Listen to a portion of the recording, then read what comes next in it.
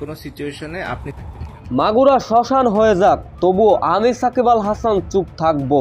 ভালো নেই মাগুরা, তবুও ক্রিকেটার সাকিব আল হাসানের এ কেমন নির্মমতা। বিস্তারিত জানতে ভিডিওটি না টেনে সম্পূর্ণ দেখার অনুরোধ রইল।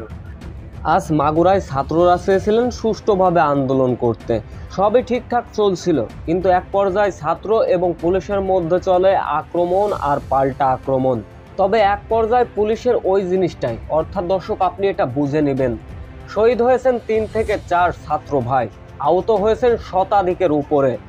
মাগুরার এমপি মহোদয় অর্থাৎ বাংলাদেশের অলরাউন্ডার সাকিব আল হাসান দেশের তার নিজ শহরের এমন অবস্থায় খেলে বেড়াচ্ছেন গ্লোবাল টি-20 লিগ। এর থেকে মজার হাস্যকর জিনিস আর কি হতে পারে। তার কাছে মনে হচ্ছে মাগুরা সহ দেশটা পুরো শ্মশান হয়ে যাক, তবে আমি সাকিব আল হাসান চুপ থাকবো, আমার অহংকারটা আমি ধরে রাখবো। একটা কথা আপনি সাকিব আল হাসান মনে রাখবেন, ক্রিকেটের জন্য বাংলাদেশের হয়ে আপনি অনেক কিছুই করতে পারেন, কিন্তু একজন নেতা হয়ে আপনি একজন ভীরু কাপুরুষ দেশের জন্য কিছুই করতে পারলেন না।